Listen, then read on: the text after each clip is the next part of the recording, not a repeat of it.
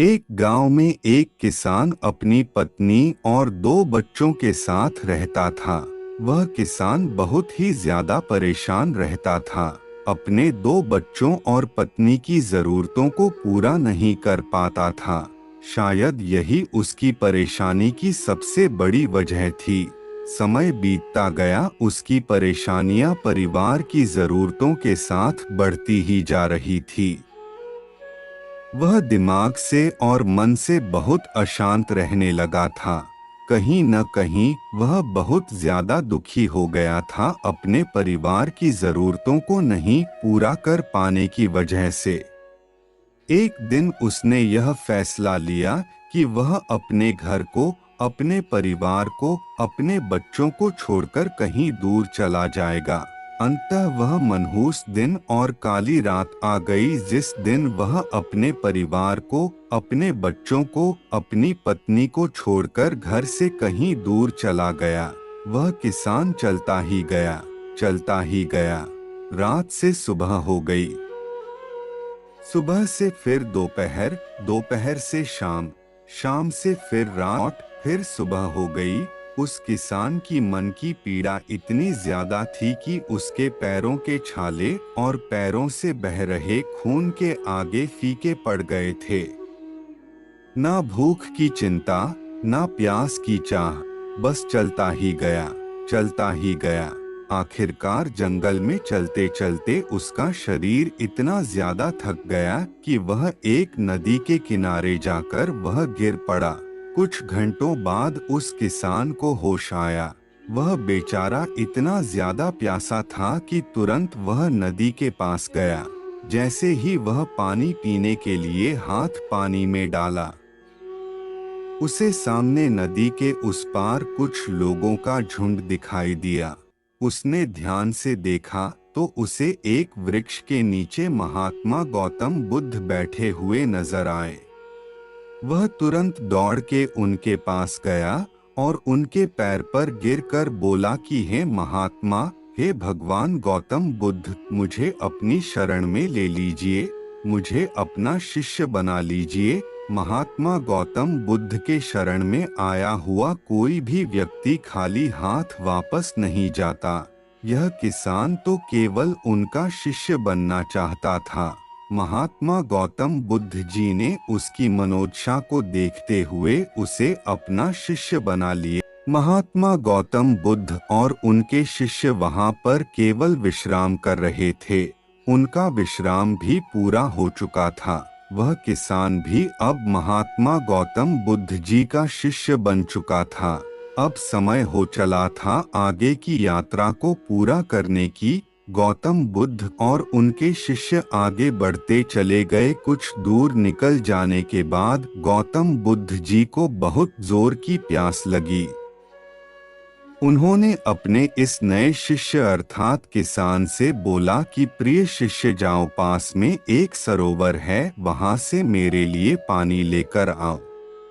किसान बोला, जो आज्ञा भगवान। किसान सरोवर की तरफ चल दिया। सरोवर के पास जैसे ही किसान पहुंचा, उसने देखा कि उस सरोवर में बहुत सारे जानवर उछल कूद कर रहे हैं। वे सारे जीव जंतु किसान को देखते ही तुरंत वहां से भाग गए। किसान बहुत ही खुश हुआ और उस सरोवर की तरफ चल दिया पानी लेने के लिए।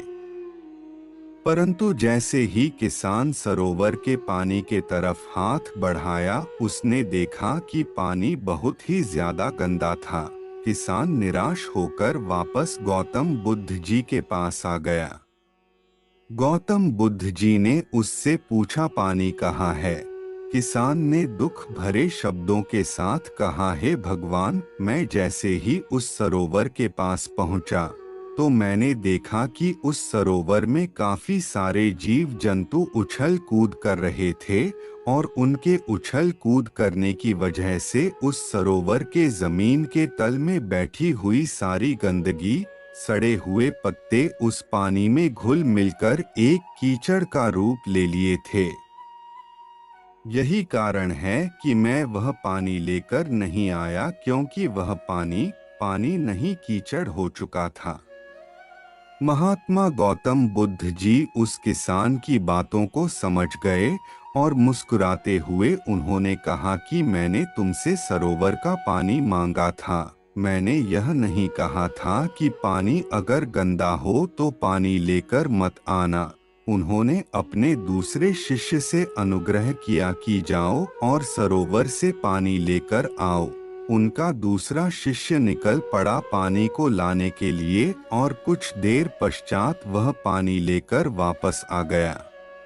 आश्चर्य की बात तो यह थी कि दूसरे शिष्य द्वारा लाया हुआ पानी बिल्कुल साफ था और उससे भी बड़ी असमंजस की बात यह थी कि सारे के सारे शिष्य बड़े ही आश्चर्यचकित हो गए कि यह करिश्मा कैसे हो सकता है, क्योंकि पहले शिष्य ने तो यह बताया था कि पानी कीचड़ हो गया था। महात्मा गौतम बुद्ध जी ने सारे शिष्यों को यह बताया कि जब सारे जीव जंतु उस पानी में उछल कूद कर रहे थे, तब उस दौरान उस सरोवर के पानी के तल में बैठी हुई सारी गंदगी, सड़े गले हुए पत्ते सब घुल मिलकर कीचड़ रूपी पानी का रूप ले लिए थे। परंतु जितने समय में प्रथम शिष्य किसान वापस आया और दूसरा शिष्य वापस गया, उतने समय में उन जीव जंतुओं के भाग जाने के पश्चात उस सरोवर का पानी धीरे धीरे शांत हो गया था।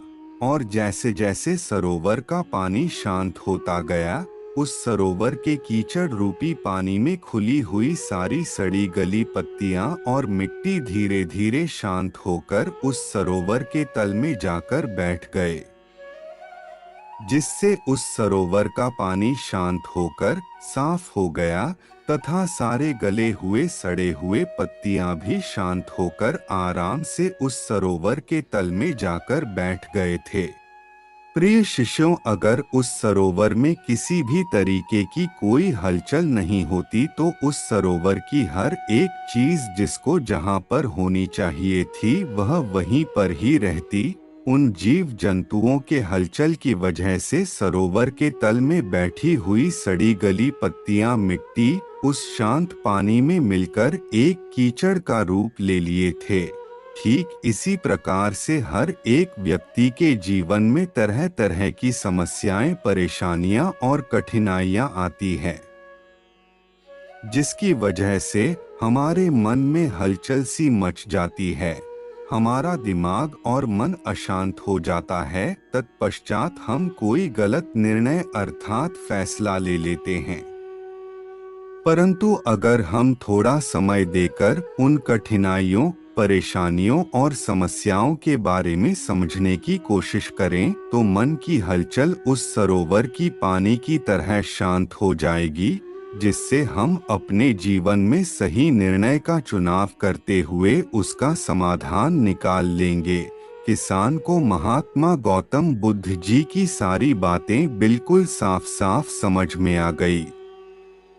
उसे यह भी समझ में आ गया कि उसके परिवार में आई हुई सारी परेशानियां, दिक्कतें और जिम्मेदारियां भी इसी सरोवर के सड़ी गली हुई पत्तियों और मिट्टी रूपी कीचड़ की तरह ही हैं।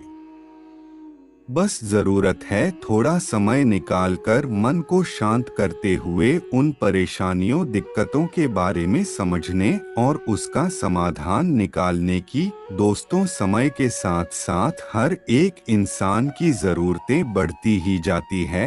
हो सकता है किसी की जरूरत कम हो सकता है किसी की जरूरत ज्यादा हो, लेकिन हमें उन जरूरतों को पूरा करने के लिए मेहनत तो करनी ही पड़ती है।